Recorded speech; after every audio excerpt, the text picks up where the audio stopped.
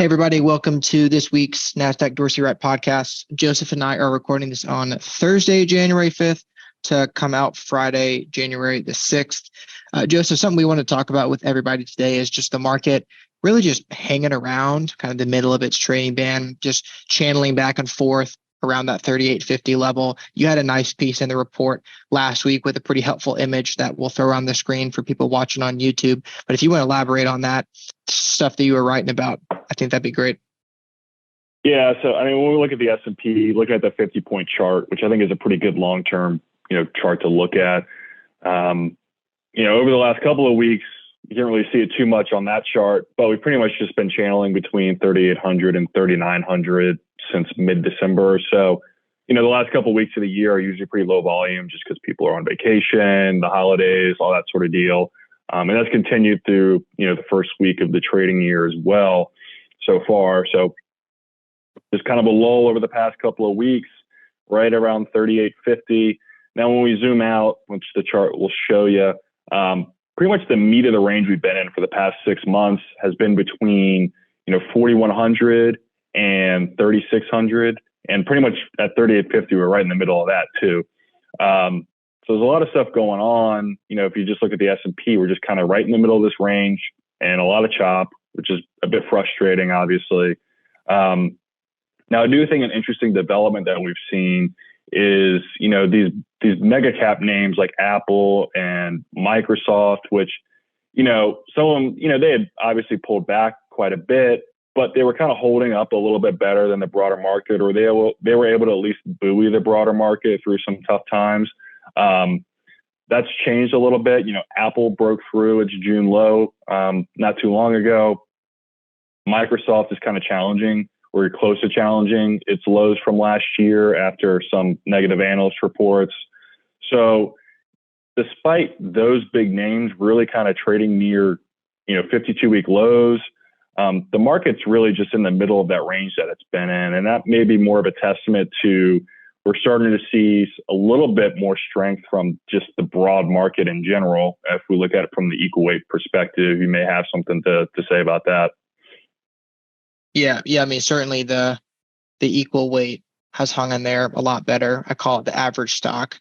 And that's a testament to your point, because Apple, Microsoft, and Amazon, I would throw in there as well. Some of the biggest stocks, biggest companies in the world have a massive weight on the S&P 500 cap weighted index. When you take a look at the equal weight, you can see that it's hung in there much better. I like to look at RSP. It's an ETF that it's actually purchasable or investable to actually go out and buy your average S&P 500 stock.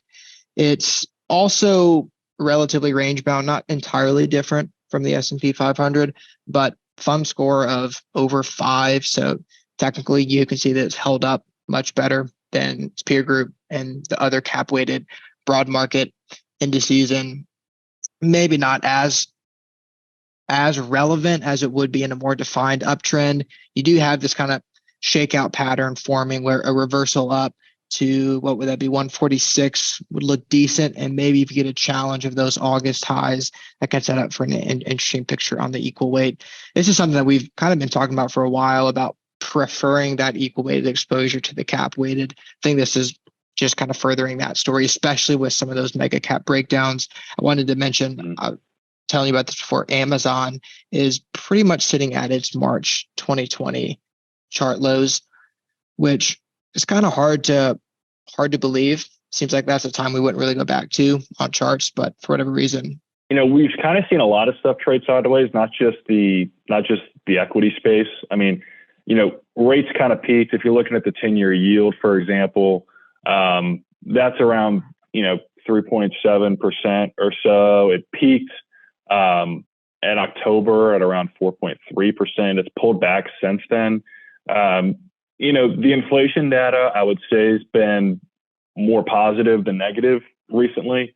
If you're looking at most of the recent CPI readings, it does seem like the Fed will continue to kind of taper down their rate hikes. They were doing 75 basis points, moved to 50, and it looks like they're going to be doing more like 25 basis points moving forward until they get to their, terminal objective, which may take another, couple rate hikes at most.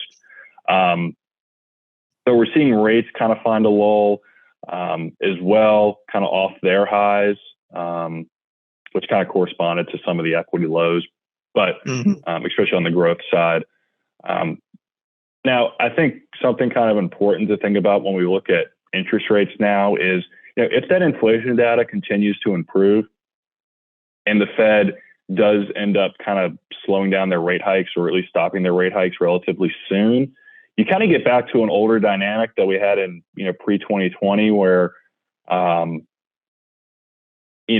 bonds can be a little bit more useful in portfolio allocation. I mean, you wrote a really good piece about the death of the 60-40 portfolio, kind of, question mark at the end of that, where that bond portion could actually come a lot more in handy this year, as the Fed kind of reaches its terminal goal in raising rates. So you kind of have a bit of a ceiling on rates from that perspective, as long as the Fed doesn't, force to raise much higher with inflation or anything like that. It's kind of a big if, but I do think we're trending in the right direction on the inflation side to say that.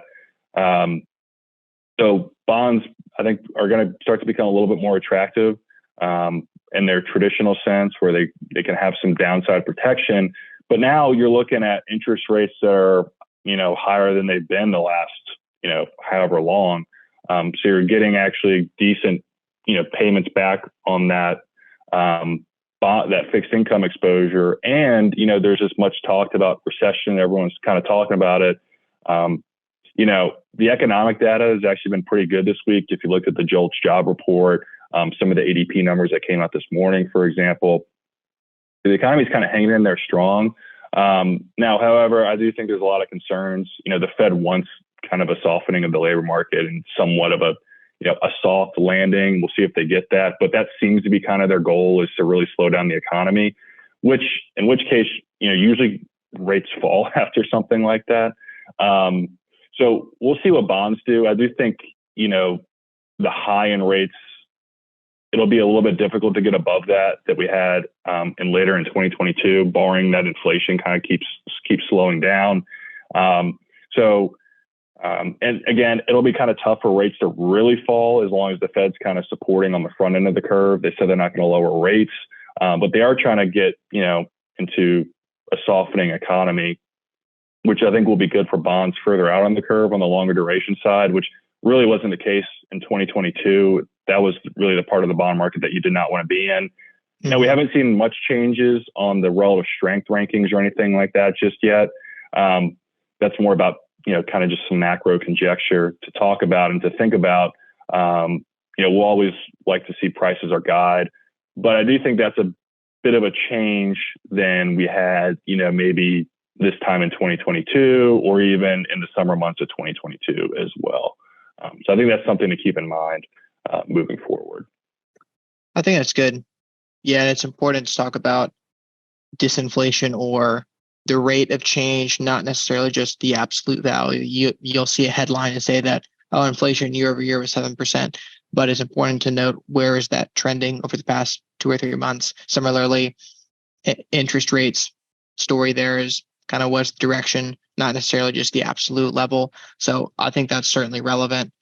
And something else too, I was going to talk about kind of rate of change, just completely jumping topics here. Actually, but before I jump topics, I did want to add about the absolute level though. So the absolute level of interest rates is important because it presents a real opportunity cost now, where before it was, I'm going to force my way to get yield in the equity market. I'm going to sell options or whatever it may be, some alternative ways to generate income. Now there's a real opportunity cost to not buying fixed income because you're taking the risk of equities and you're foregoing the coupon or the interest of bonds. Yeah. So I think that'll be an interesting dynamic to play out. Talk about the 60-40 kind of traditional asset allocation. You rarely see that post negative back-to-back calendar year returns. The only time in recent history that I remember that was the case was the early 2000s, where you saw some early weakness, consecutive weakness, negative returns from that portfolio.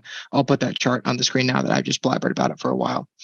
But jumping topics, I know something else we wanted to highlight apart from S&P 500 interest rates. I think maybe all of this is related to some degree. I want to talk about energy. When I was doing the morning update video this morning, for those that listen on the platform, there's a couple of things that caught my attention. One was going to be crude oil. That 2-point chart failed to break into a positive trend. So that failure at the bearish resistance line, or that failure at the negative trend line, that's continued to be pretty impassable really since June of this year. And then I know Joseph was talking about natural gas. You can touch on that again here shortly. Also softening lately. The bullish percent for energy, so the actual equity stocks, the percentage of stocks trading on point figure buy signals, that recently rolled over down into O's. So you're seeing some weakness in that energy equity market, kind of maybe being furthered by some weakness in the commodities. Another indicator I just pulled up, so the 10-week for energy, the percentage of energy stocks above their 50-day moving average, that's down to about 20%. So it's not the type of participation that you've seen from energy, at least for a lot of 2022, which could be problematic because that was kind of your place to go to when big tech wasn't working, consumer discretionary. That was where people were going, energy staples, utilities, basic materials, maybe a bit more lately. So I don't know how this one plays out. I know that XLE chart you had me pull up as well, that is worth taking a look at. Yeah, I mean, that kind of peaked. Well, in June, you saw XLE get up to 93, really heavily pulled back after that. That was kind of like the peak of the crude oil prices over the summer. And then, we kind of got a little bit more stability, and you started to see those equities price in, higher oil and gas prices for longer periods of time than just, something that was temporary. We saw those prices, we saw XLE get up to $94 in November, and really started to soften as crude oil prices fell kind of to their lowest point since the beginning of the year. Actually, I think they actually ended the year lower than they started 2022, or at least close to it. And since, early mid-December, we've kind of just traded in this range between 83 and 87 with a little offshoot to 88. But really a lot of sideways action there. Now, the energy market's really complex right now, just given all the geopolitical stuff going on. I mean, I think the Russia-Ukraine thing, you kind of had the adjustment supply chains accounted for after that. That seems to have solidified itself a little bit better. We've gotten really lucky, or Europe's gotten really lucky with having an extremely mild winter. So their natural gas usage has been pretty low, which that was a major concern. And kind of the longer the mild weather hangs around, the better. Their storage can last a lot longer. They have a weird dynamic, which probably wasn't planned out very well, but essentially they were basing their assumptions for storage that they were going to get constant flows from Nord Stream. So even if their storage was at 100%, it may not get them through a tough winter, because they're always planning on having flows coming in. So once that dynamic shifted, but we've had this mild winter, which has kind of negated that a little bit. We saw natural gas over the past couple of weeks, was around $7, now down to, let's see here, around 370. So a big hit there in just like a month, which is pretty crazy. And then, crude oil prices, like you said, really unable to break that kind of long-term 2-point negative trend line. We'll see how it continues. I do think the China reopening thing, we'll see how that impacts oil demand. I mean, I know they stockpiled quite a bit when they were shut down. We'll see what kind of impact that has moving forward.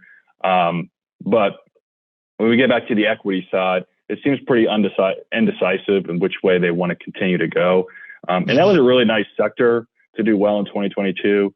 We've talked about this a lot. A lot of the lower weighted sectors in the S&P actually did, kind of the highest relative strength sectors last year, which was kind of a good thing once you were able to get through the pain of the first half of the year and kind of rotate into those areas of strength. I mean, you had energy, you had like consumer staples, stuff like that has really low weighting in the S&P 500. And you're able to get out of technology and consumer discretionary, which makes up a huge portion of the S&P 500, and really create, gain some alpha garnering opportunities there, which, kind of would be nice if it continued throughout this year, although we have seen some weakness Mm-hmm. on the energy side. But that growth story continues to kind of be a big concern for the market right now.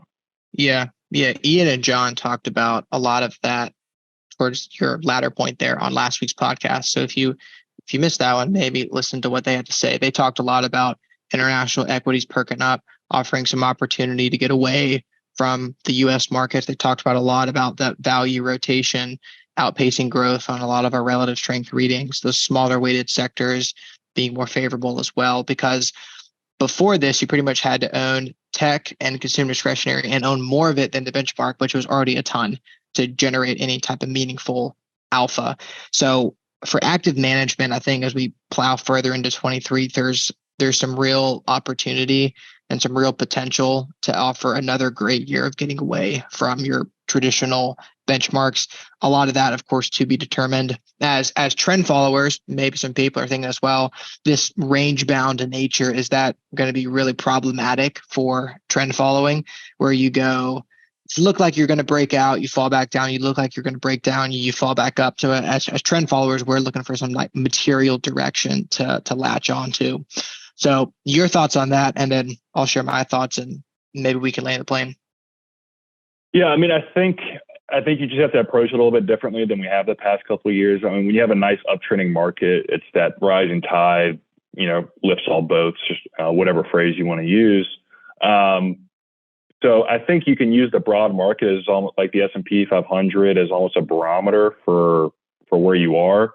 But you can still, in those smaller sectors, there's still a lot of opportunities and a lot of good trends there. I mean, when you look at energy, for example, I know that's, kind of pulled back a bit, but it's just a volatile sector. And if you're in that sector, you kind of have to just admit that that's going to happen when you get in there. So, when the broad market pulls back, it also, kind of pushes everything down, even the strong stuff. So, some of the energy stuff, I think as long as you manage your risk right, there's a lot of good opportunities there still. The big cap healthcare stuff has done actually really well. You look at a couple of names there at the top of the top of the mega cap names have done really well and trended higher. So I think there's a lot of opportunities, especially on the individual stock basis and kind of these smaller weighted sectors in the S&P that you can kind of not only hide away from, but actually follow some pretty good trends that are going on. And when the broad market does kind of get to the bottom of that range, it kind of does pull everything down. Those are good opportunities to get into those stronger trending areas of the market. Whereas, like you said, the past, couple of years, it's been, let's just own tech and growth and just ride it out. We're not going to be able to generate too much alpha because the benchmark's already heavily weighted in that. I think this is an environment where it's a little bit more challenging, but it can be, that much more rewarding because of that. There's also a nice kind of beta offset going on there, because energy, like you said, is pretty high volatile, high beta, will move a lot more than the market, has a lot more risk. Then you also have staples, utilities, basic materials, which are not less so basic materials, but some of those other more defensive sectors have much lower betas, much lower volatility. So you're actually kind of offsetting that higher energy exposure, higher beta energy with some of your lower volatility sectors. So maybe the market's given us a bit of a, I don't call it, we use the word opportunity, but it's kind of helping us out a little bit there. So it's something else too, and you put this in the first report that we put on the podcast today about the S&P 500 being range bound. As trend followers, you can also look at the indicators. So recognizing that we're in a bit of a range bound trend identifier, kind of capped market, you can look at some of those participation indicators like the bullish percent. Once you get into high field position, pretty high probability that maybe we consolidate or exhale. You get into pretty low field position, looks like we get an opportunity for a near-term rally. So using some of those oscillators in this market, I think are going to help a lot with entry and kind of timing and maybe scanning out and scanning out of positions. So that's another kind of use case for what we got going on now.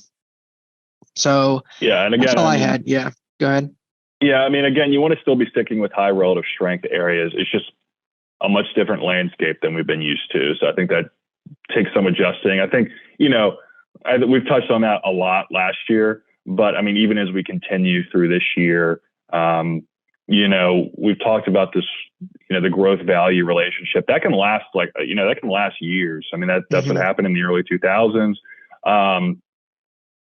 So, just because something's a little bit different than it has been the past 5 or 6 years doesn't mean it's going to automatically go back to that, when things are all fine.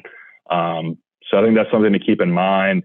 And it does, I think, present an opportunity to get away from the benchmark, which really hasn't been the case for quite a while. Yeah, I like it. Yeah, it's about the market will tell you when you're wrong. The market's not wrong.